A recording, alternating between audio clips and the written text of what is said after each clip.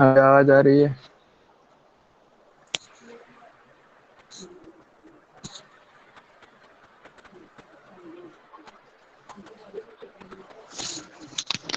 Hello.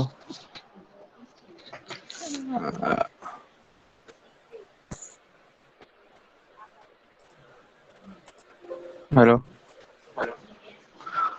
Voice clear है?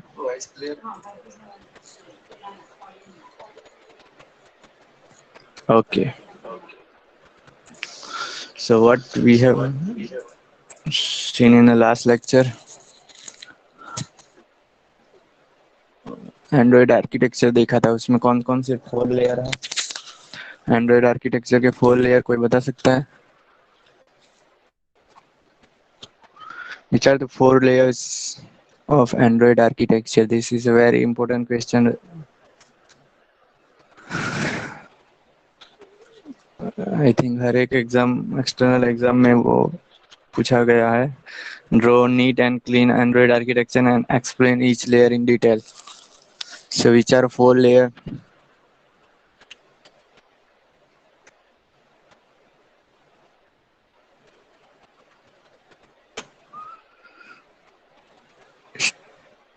Starting from the lower layer, there is a Linux kernel, and above it there is a two-part Android runtime and native libraries. Above that, there is application framework, and uh, above application framework, there is a application layer. Okay. So can anybody tell what is the functionality of Dalvik Virtual Machine (DVM)? What is the functionality of DVM?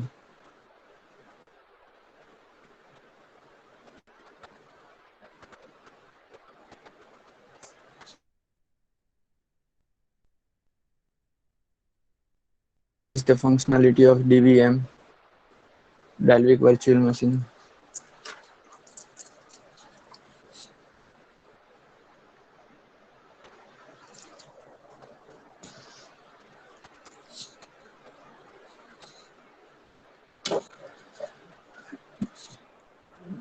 Dalvik Virtual Machine basically convert your application program or application into which format.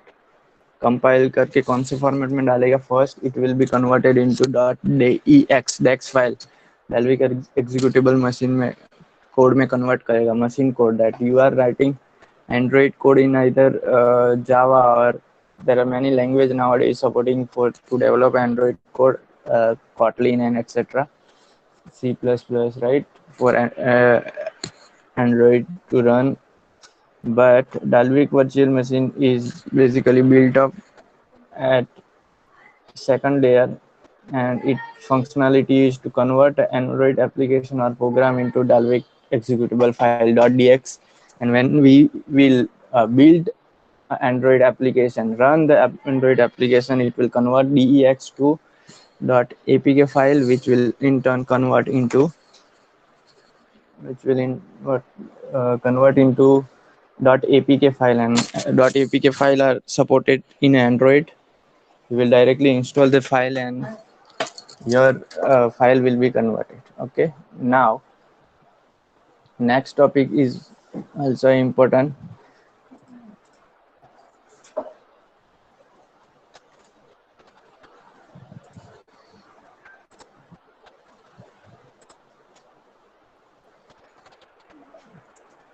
Android activity life cycle.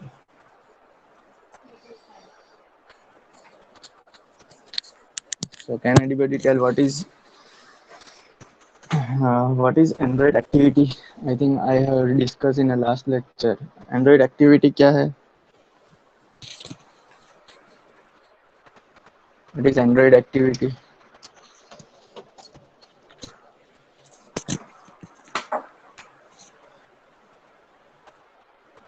Yes, कोई बताएगा what is Android activity?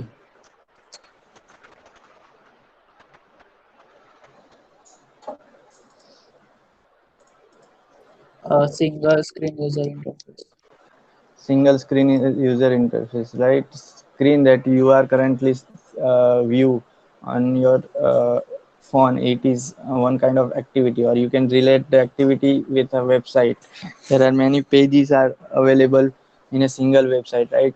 Home dot something, okay, contact, about us, right? So there are the pages in a single website. Similarly, there are activities, number of activities in a single application. एक application में एक से ज़्यादा आपकी activity हो सकती है. So each and every activity has a again three parts. Like .NET में हम लोगों ने देखा कि एक आप पेज बनाते हो, वेबसाइट का पेज, उसमें two types file is important. One is, for example, default.axpx.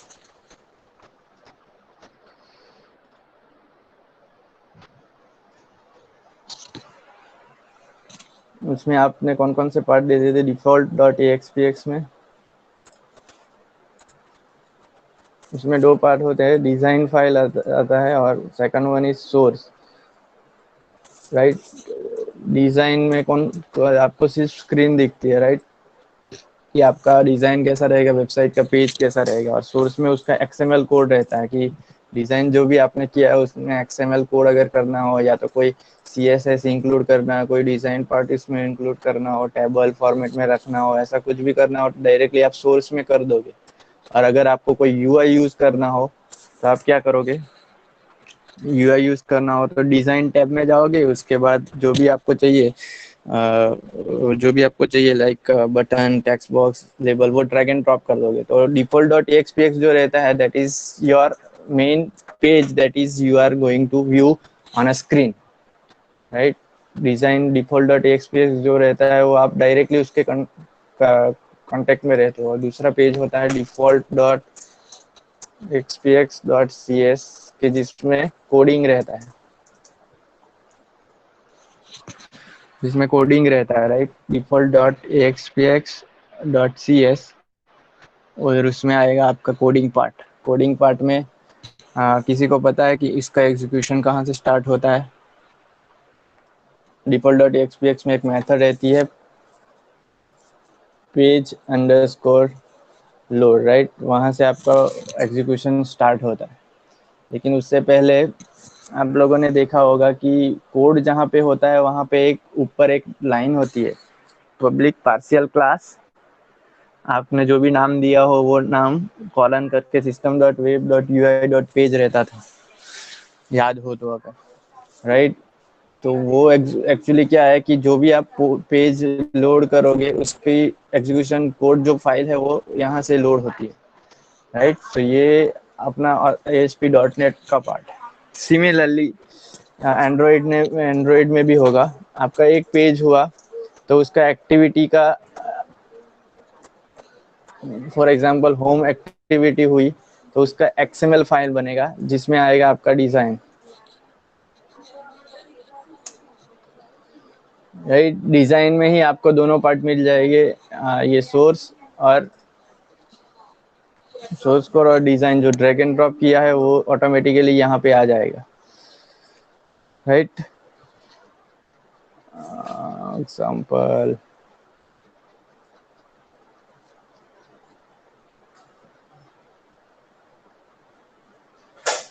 इसका ऐसा रहेगा.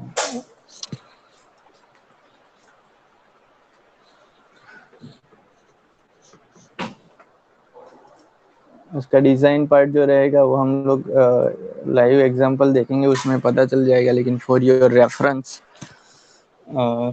ऐसा XML फाइल रहेगा, उसमें रहेगा आपका कौन सा कंट्रोल है. टेक्स्ट व्यू है, text view is same as label, edit text is same as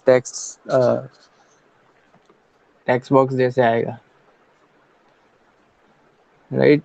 अभी आपकी स्क्रीन में टेक्स्ट व्यू और वो उसका इनर कोड दिख रहा है XML में.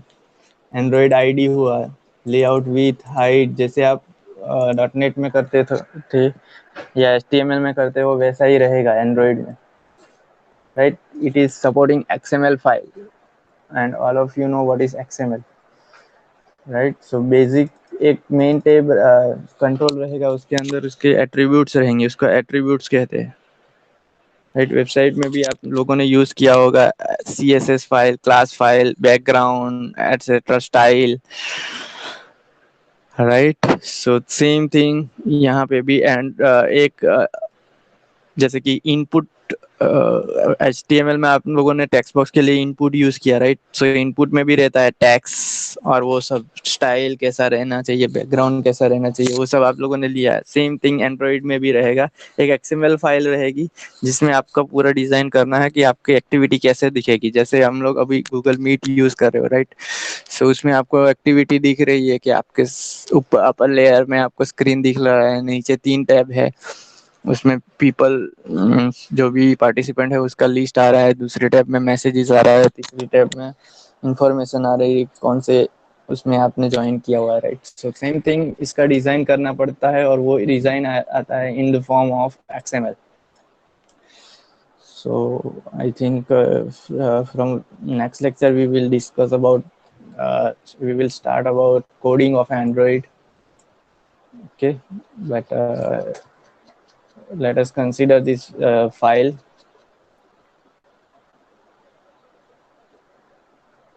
दैट इज, एक आपकी XML फाइल रहेगी जिसमें आप डिजाइन करोगे। जैसे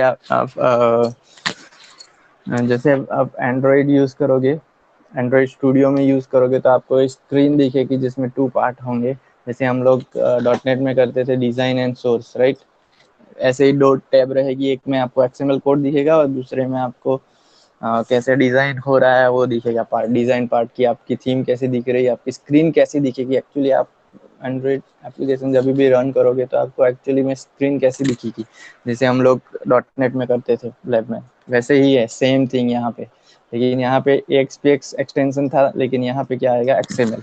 सो सेम थिंग, आप जो XML में कोडिंग करोगे वो जैसे आप HTML में करते थे वैसे ही कोडिंग रहेगा, लेकिन उसके लिए हर एक उसके लिए एट्रीब्यूट रहेगा। जैसे कि हम लोगों ने देखा आईडी, .NET में याद हो तो आप हम लोगों ने किया था रन एट सर्वर, टैक्स होता था तो उसका टैक्स में कुछ वैल्यूज टाइप करते थे, राइट। उसमें फॉन्ट वगैरह सब रहते थे, बैकग्राउंड, टूल टिप, वो सब रहते थे। तो सेम थिंग यहाँ पर भी रहेगा, XML में भी रहेगा। उसमें उसको बोलते हैं हम लोग एट्रीब्यूट रखेंगे। और जैसे .NET में हुआ करता था, उसके बैकएंड में हर एक फाइल के बैकएंड में, हर एक वेबसाइट के पेज के बैकएंड में कोड रहता है। यहाँ पे भी कोड रहेगा और उसका एक्सटेंशन आएगा .java file, means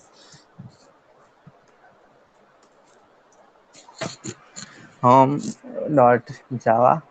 okay, home.java उसका एक्सटेंशन रहेगा। जैसे हम लोग कोडिंग करते हैं वैसे ही कोडिंग आएगा उसमें, लेकिन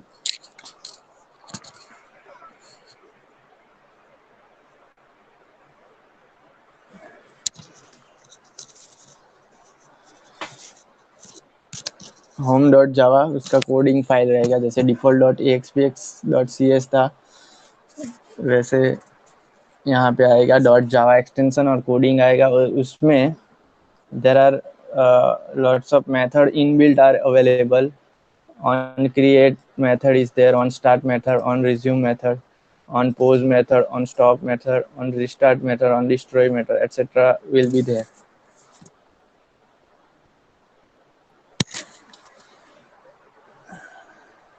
Wait a second, I think your screen आपके पास जो आ रहा है वो देरी से आ रहा है।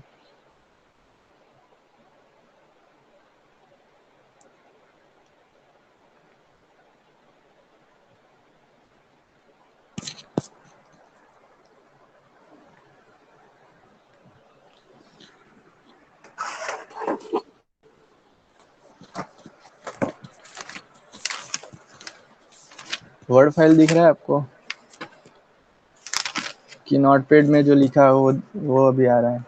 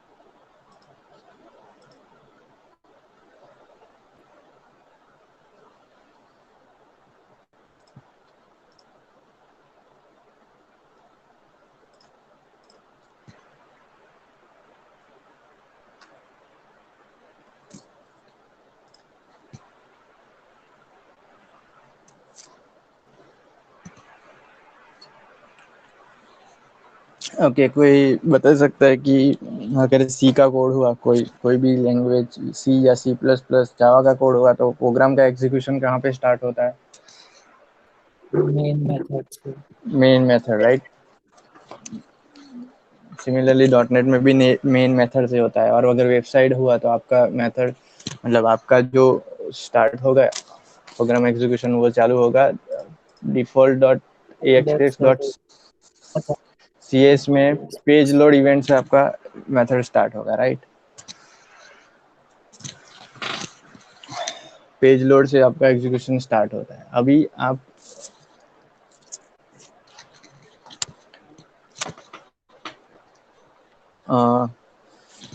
एंड्रॉइड यूज़ करोगे तो इसमें आपको जो मेथड स्टार्ट होगा वो होगा ऑन क्रिएट।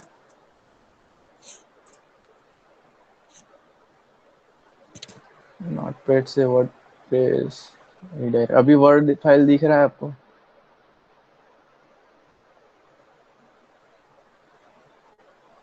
राइट, ये जो है actually it is the activity life cycle. कहाँ से एक्टिविटी, मतलब कैसे कैसे जाएगी। अभी देर आर 4 सिचुएशन। कोई भी प्रोसेस होता है, आप ओएस में भी पढ़े होंगे, कोई देर आर 4 सिचुएशन होती है कोई भी प्रोसेस की। या तो इन टर्म्स ऑफ एक्टिविटी बात करें तो there is a 4 situation in which activity is in a foreground और एक्टिविटी इन अ बैकग्राउंड। और बैकग्राउंड में 3 कंडीशन रहती है। ओके, 3 कंडीशन रहती है। पहली तो फोरग्राउंड मीन्स आप करेंटली जो भी स्क्रीन यूज कर रहे हो आपकी एक्टिविटी फोरग्राउंड में बोला जाता है। मीन्स कि आप वो एक्टिविटी को डायरेक्टली यूज में अभी कर रहे हो। जैसे कि अभी आप गूगल मीट यूज कर रहे हो तो आपको स्क्रीन दिख रहा है, दैट इज एक्टिविटी आपकी। वो एक्टिविटी अभी आपकी फोरग्राउंड हो गई, राइट। वो एक्टिविटी आपकी फोरग्राउंड हो गई। नेक्स्ट, बैकग्राउंड क्या होता है? मतलब अभी आपका गूगल मीट चल रहा है, जैसे ही आपको कोई व्हाट्सएप का मैसेज आता है तो आप व्हाट्सएप ओपन करते हो या कोई भी दूसरी एप्लीकेशन ओपन करते हो, तो गूगल मीट का जो स्क्रीन था वो अभी आपका बैकग्राउंड में चला गया, ऐसा बोल सकते हैं। Currently working in a background, ऐसा बोल सकते हैं। बैकग्राउंड में एक कंडीशन ऐसी आती है कि आप अगर वो एप्लीकेशन भले ही बैकग्राउंड में चली गई, लेकिन उस वो कुछ आप लोगों ने व्हाट्सएप पे अगर बात कर रहे हो, या तो अभी गूगल मीट का एग्जांपल ले लेते हैं कि गूगल मीट पे आप किसी से बात कर रहे हो, लेकिन आप स्क्रीन जैसे ही बंद कर दोगे तो सामने वाले को आपका अगर वीडियो चालू है तो वीडियो दिखाई नहीं देगा, वीडियो पॉज हो जाएगा, राइट। सो आपका भले ही एप्लीकेशन गूगल मीट बैकग्राउंड में चल तो रहा है, लेकिन हर एक रिसोर्सेज जो सिस्टम के है, आइदर वेब कैम और whatever, that is not accessible to other application, because other application is now in a foreground. पता चल रहा है एग्जाम्पल कि गूगल मीट आप यूज कर रहे थे और आप एप्लीकेशन को स्विच ओवर कर रहे हैं। जैसे कि आप लोगों ने गूगल मीट को मिनिमाइज कर दिया और दूसरी एप्लीकेशन आपके स्क्रीन के सामने आ गई, फॉर एग्जांपल व्हाट्सएप। तो गूगल मीट के द्वारा जो आपका वेब कैम ऑन था और सामने वाले को आपका कैमरा दिख रहा था, आपका चेहरा दिख रहा था, वो स्टॉप हो जाएगा। भले ही आपका मीट सामने वाला जो बोल रहा है वो आपको सुनाई देगा, लेकिन उसका सामने वाले का कैमरा या तो आपका कैमरा स्टॉप हो जाएगा, पूज हो जाएगा, सामने वाले को दिखेगा नहीं। So that is the second condition of a background, right. हर एक रिसोर्सेज उसको प्रोवाइड नहीं होंगे।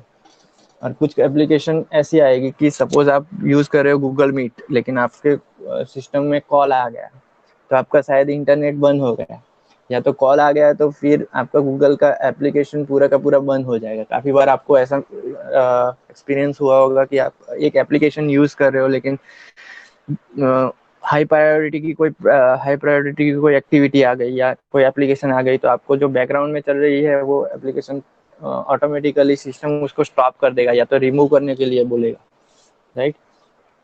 सो वो बैकग्राउंड में आप उसको फिर फोर्सफुली आप वो एक्टिविटी या वो एप्लीकेशन को आप बंद कर रहे हो। सो that is the third condition of background. पता चला देयर आर 4 कंडीशन। कोई भी एक्टिविटी वो 4 कंडीशन में रह सकती है। एक तो फोरग्राउंड मीन्स आप डायरेक्टली उसके एक्सेस में हो, डायरेक्टली आप यूज कर रहे हो, आपकी स्क्रीन आपके आईज के सामने है। सेकंड थिंग आएगी बैकग्राउंड में। बैकग्राउंड में पूरे का पूरा फंक्शनलिटी चल रहा होगा। थर्ड, बैकग्राउंड में second condition is that background में चल तो रहा है लेकिन सारे रिसोर्सेज उस एप्लीकेशन को अवेलेबल नहीं होंगे। जैसे कैमरा उस टाइम पे यूज नहीं होगा बिकॉज आप लोगों ने बैकग्राउंड कर दिया है, राइट? तो आपका कैमरा बंद हो जाएगा। सो दैट इज द बैकग्राउंड में तो है लेकिन सारे के सारे रिसोर्सेज आप उसको प्रोवाइड नहीं कर रहे हो। पता चल रहा है?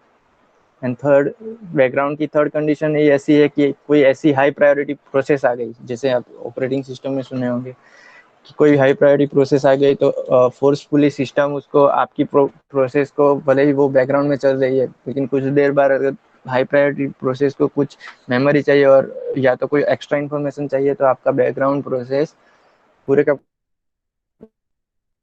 पूरा जाएगा। जो जितने भी रिसोर्सेज जैसे कि मेमोरी प्रोवाइड हुआ है, जिस रिसोर्सेज प्रोवाइड हुआ है उसको, रैम प्रोवाइड हुआ है, सबको निकाल देगा। So that is background stop condition.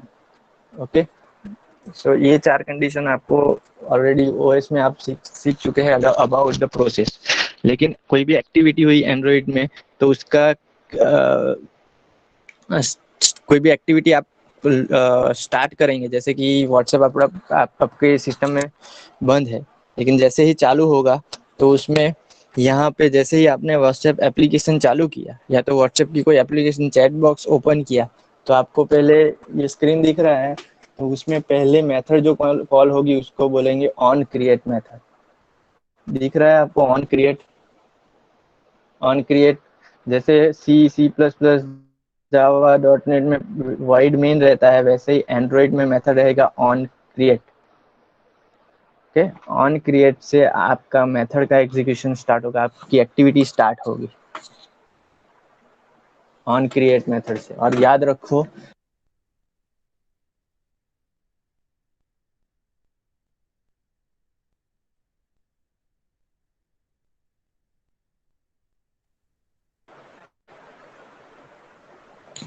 Hello, आवाज आ रही है?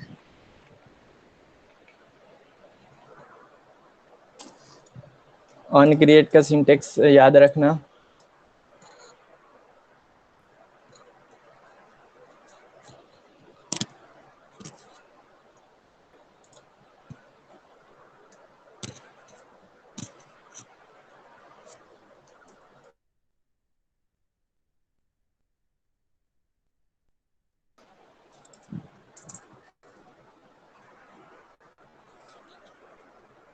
ऑन क्रिएट से प्रोग्राम का एग्जीक्यूशन स्टार्ट होगा।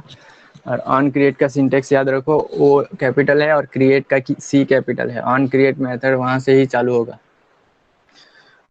Same as C plus plus की जो मेन मेथड थी वो इसमें अभी एक्टिविटी के केस में वो होगा आपका ऑन क्रिएट में। ओके,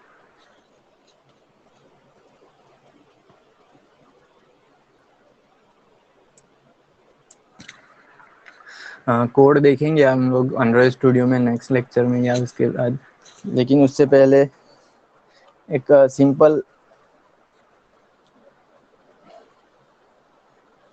एग्जांपल देख लेते हैं। ये पता चल गया on create method is the base method of activity method. Without on create method आपका एग्जीक्यूशन स्टार्ट नहीं होगा, प्रोग्राम का एग्जीक्यूशन, आपकी एप्लीकेशन चलेगी नहीं। तो हर एक एप्लीकेशन में आपको ऑन क्रिएट मेथड चाहिए। ओके, अब कोई भी जावा फाइल होगी आपकी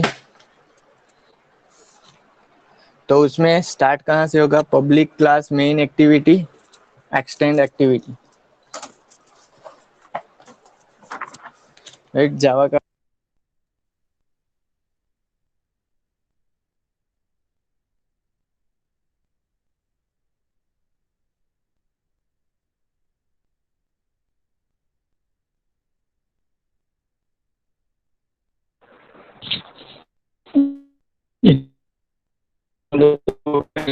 कि जावा में कैसे सिंटेक्स रहता है वो सब, राइट?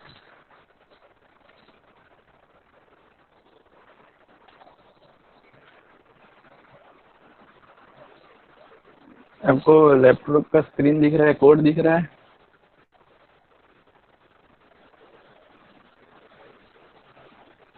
कोड दिख रहा है आपको? ओके, सो ये तो सिर्फ सैंपल कोड है, इसीलिए यहाँ पे इंपोर्ट वो सब नहीं लिखा हुआ है। सिर्फ बेसिक आइडिया देने के लिए कि आपका जावा का कोड कैसा रहेगा। तो उसमें रहेगा first public class main activity. Main activity is your activity का नाम रहेगा। आप होम रख रहे हो तो होम रहेगा, कॉन्टैक्ट रख रहे हो कॉन्टैक्ट रहेगा। कोई भी आप एक्टिविटी का नाम दिया है, जो भी आपने डिज़ाइन फाइल का नाम दिया है, सेम नेम आपका जावा फाइल का नाम रहेगा। ओके, यहाँ पे मैंने लिखा हुआ है मेन एक्टिविटी, ये मेरे एप्लीकेशन की मेन एक्टिविटी है। सो यहाँ पे मेन एक्टिविटी लिखा हुआ है और उसको एक्सटेंड एक्टिविटी लिखा हुआ है। What is the meaning of extend in Java? Extend का मीनिंग क्या है जावा में? क्यों यूज करते हैं एक्सटेंड में?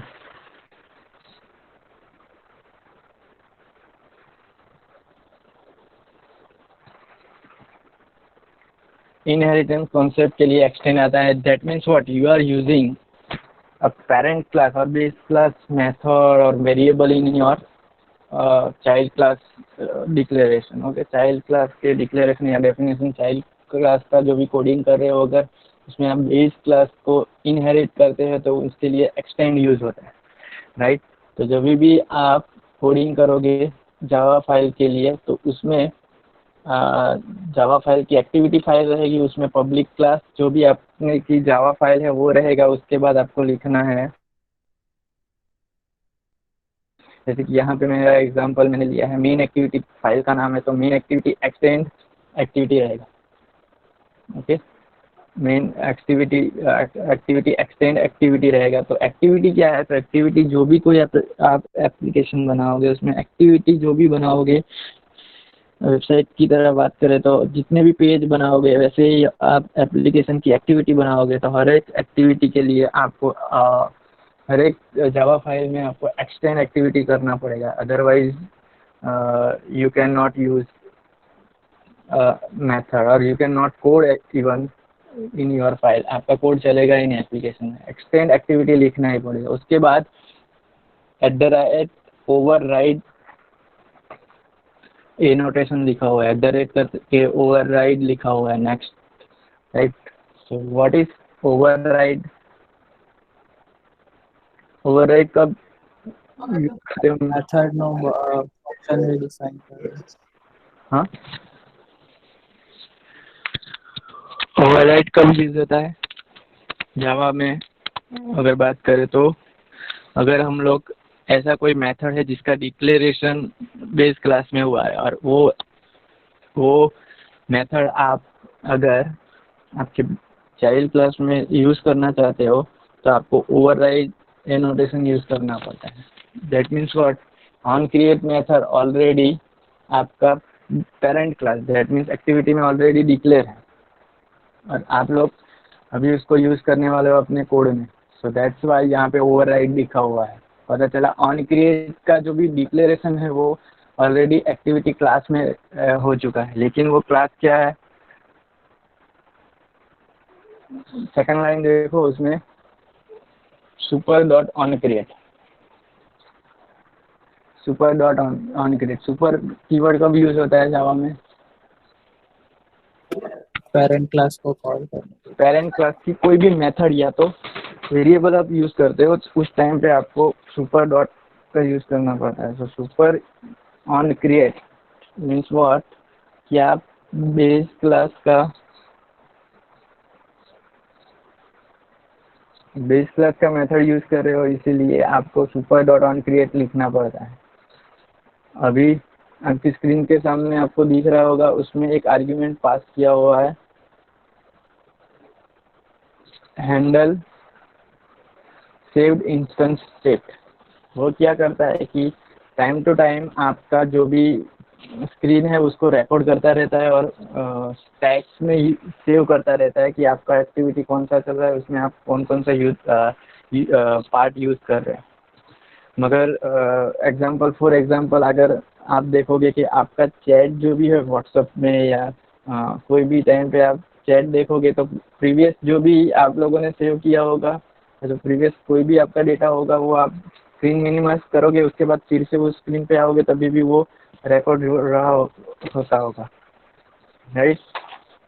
तो सेव इंस्टेंस एक वेरिएबल को इनेबल कहता है, वो क्या करेगा कि एक बार एक्टिविटी आपकी लोड हो गई, उसमें जो भी डेटा है वो वहाँ से ही स्टार्ट करेगा, स्क्रीन को क्लियर नहीं कर देगा, मेमोरी को क्लियर नहीं कर देगा।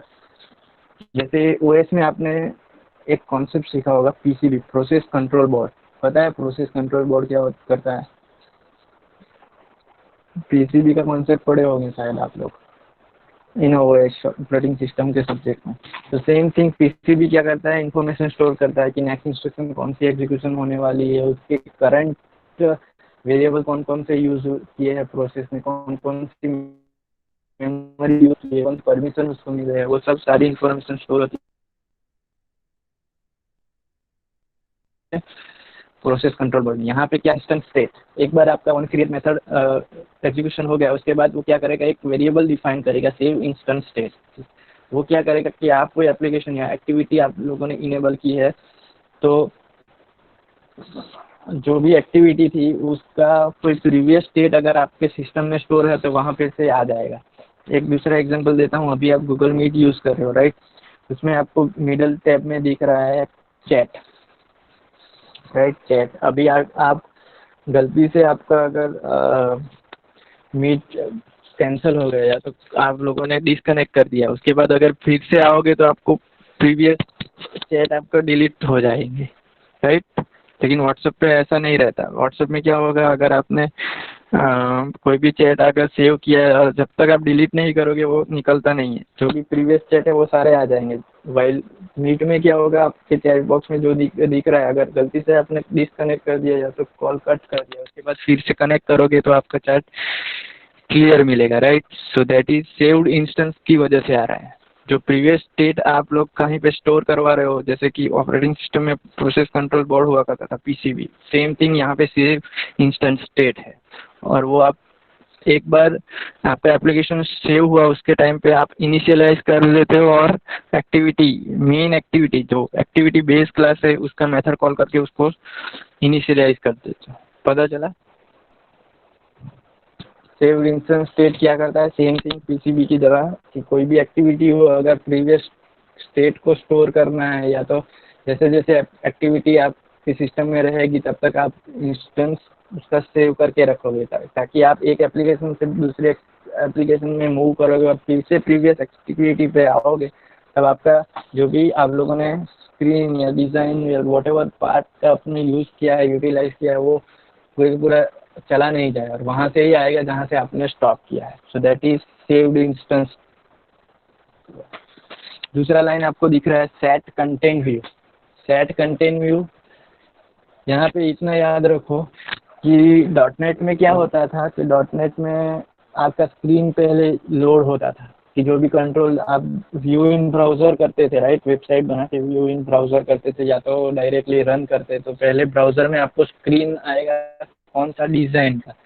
लेकिन एंड्रॉयड में उससे उल्टा है, पहले आपकी जावा फाइल कॉल होगी, जो भी आपने फाइल बनाई है, in my case main activity dot Java file है, राइट? तो पहले मेरी जावा फाइल कॉल होगी और जावा फाइल के अंदर वो पहले किसको कॉल करेगा, एग्जीक्यूशन कहाँ से स्टार्ट होता है, एक्टिविटी का कौन सी मेथड से, कौन सी मेथड से चालू होता है एंड्रॉयड में एक्टिविटी?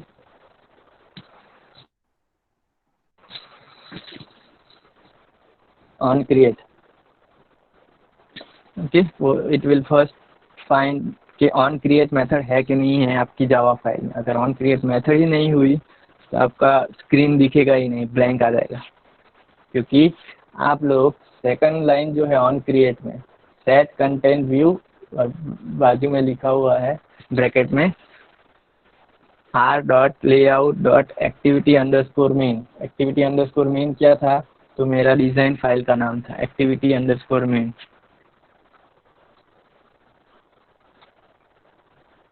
राइट? यहाँ पे मैंने लिखा था एंड्रॉयड में डिज़ाइन फाइल आपकी रहती है activity_, मेरे क्लास में अभी ओके एंड्रॉयड में आपको दिख रहा है, हम लोगों ने दो डिस्कशन किए, एक डिज़ाइन फाइल होती है, दूसरी कोडिंग फाइल होती है। तो activity_home.xml जो है that is our design file है और home.java जो है वो अपनी कोड फाइल है। सो जब भी आपकी पहले एग्जीक्यूशन स्टार्ट होगा तो उसमें कौन सा मेथड यूज, कौन सी फाइल एग्जीक्यूशन में आएगी, तो home dot Java coding file पहले लोड होगी यहाँ पे, होम डॉट जावा। और होम डॉट जावा की ऑन क्रिएट मेथड में आप लोगों ने लिखा होगा सेट कंटेंट व्यू, और ब्रैकेट में उसमें लिखना है are dot layout dot activity dot main. यहाँ पे एक चीज़ याद रखो कि आर डॉट लेआउट एक फाइल क्रिएट होती है। जब भी आप यूज़ करोगे, कोई भी एक एक्टिविटी बनाओगे, तो उसमें एक आर डॉट क्लास करके फाइल ऑटो सिस्टम जनरेटेड होती है। उसको हम लोगों को कुछ भी उसमें एडिट नहीं करना है। तो आर डॉट लेआउट फाइल में आपको दिखाऊंगा। तो आर फाइल एक हेक्साडेसिमल फॉर्मेट में फाइल रहेगा, पूरा का पूरा हेक्स कोड का फाइल रहेगा, और उसमें हम लोगों को एडिट नहीं करना है। कुछ भी आप बनाते हो आपकी एक्टिविटी में, तो ऑटोमेटिकली वो आर डॉट क्लास फाइल में अपडेट होता रहेगा। ठीक है, पूरे के पूरे एप्लीकेशन का डेटा उसमें स्टोर हुआ होगा, जैसे कि लोगो हो गया, आपके एप्लीकेशन नाम हो गया, आपके एप्लीकेशन का थीम हो गया, राइट। सो सब चीज़ एक फाइल में स्टोर होता है, उसका फाइल का नाम है R dot class, R dot class उसका फाइल का नाम है। सो अभी इतना याद रखो कि आर फाइल में से हम लोग लेआउट का फाइल ले रहे हैं। So R dot layout dot activity underscore main, activity underscore main जो है डॉट एक्सएमएल मेरा डिज़ाइन फाइल है। ठीक है, सो दो चीज़ यहाँ पे याद रखो कि protected void on create method जो है, उसमें पहले लाइन पे सुपर डॉट ऑन क्रिएट, और ब्रैकेट में आप लोगों ने लिखा है सेव इंस्टेंस स्टेट, यानी कि एक बार एप्लीकेशन आपकी स्टार्ट हो गई, एक्टिविटी स्टार्ट हो गई, अगर फ्यूचर में उसका स्टेट आपको स्टोर करवाना है, तो उसके लिए आपको सेव्ड इंस्टेंस स्टेट का यूज़ करना है, और वो ऑटोमेटिकली लिनक्स कर्नल ही सब कुछ हैंडल करेगा। सिर्फ आपको क्या करना है, एक ऑब्जेक्ट बना देना है, उसके क्लास यूज होता है बंडल, वो कहना भूल गया, बंडल क्लास यूज होता है उसमें। ओके, अब सेव्ड इंस्टेंस स्टेट जो है वो बंडल का ऑब्जेक्ट है।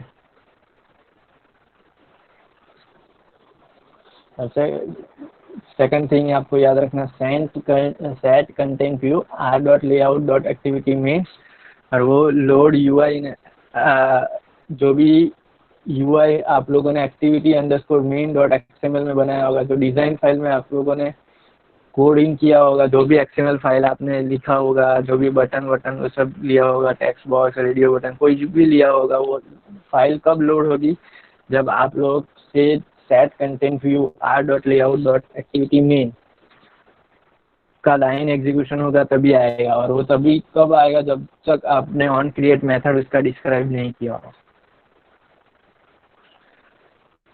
ठीक है, समझ में आया? यहाँ तक किसी को अगर पता नहीं चला तो प्लीज यू कैन आस्क मी।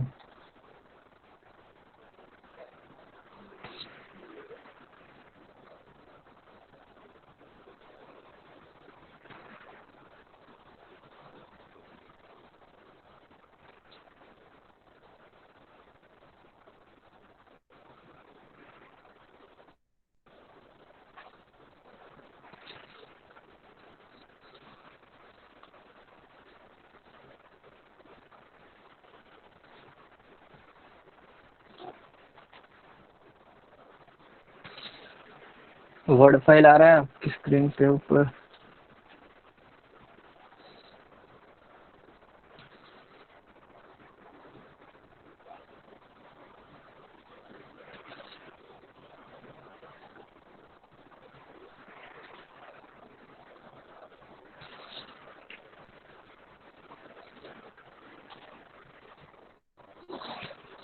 अभी दिख रहा है फ्लो चार्ट?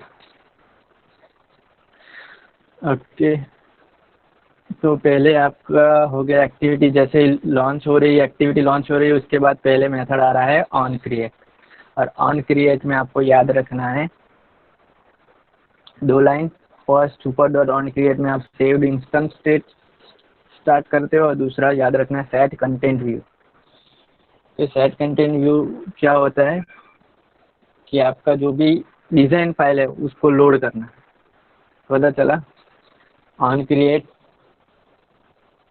क्रिएट का दो line, super dot on create saved instance state and second one is set content view, और उसमें आप पास करते हो are dot layout dot activity underscore main. जो भी आपका एक्सएमएल फाइल है उसका नाम आप पास करोगे और पहले आपका ऑन क्रिएट मेथड कॉल होगा, तभी से आपका एग्जीक्यूशन स्टार्ट होगा। क्लियर इतना?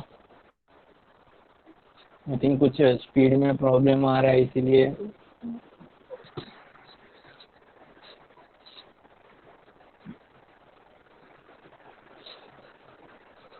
स्पीड में प्रॉब्लम आ रहा है, इसलिए आपको स्क्रीन दिख नहीं रहा है इमीडिएटली जो मैं चेंज कर रहा हूँ।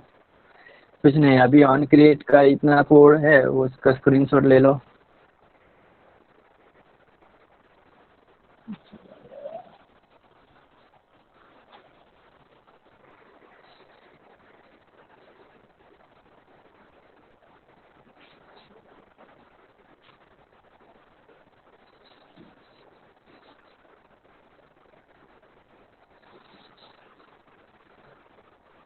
ओके, इसका स्क्रीनशॉट ले लो और गूगल पे सर्च करना what is saved instance state अगर पता नहीं चला हो तो।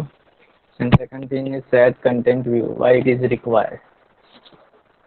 ओके, तो ऑन क्रिएट मेथड में किसी को और डाउट हो तो वो पूछ सकते हो।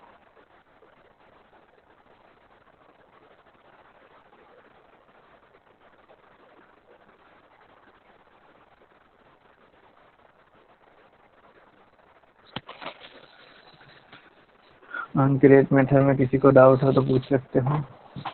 इन डिटेल कल हम लोग लाइफ साइकिल देखेंगे।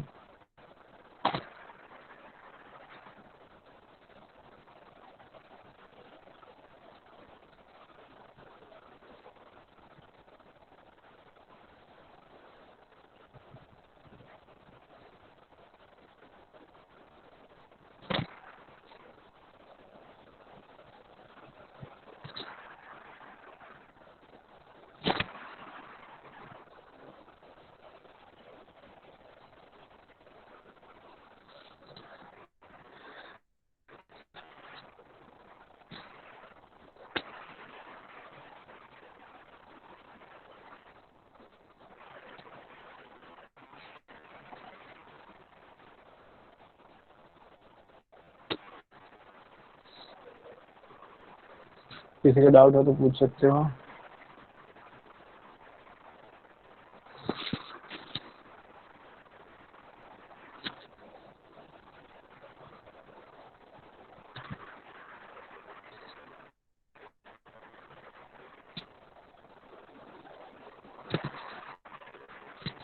एक लिंक भेजा है, वो आप अटेंडेंस फिलअप करके डिस्कनेक्ट कर सकते हो फॉर द नेक्स्ट लेक्चर।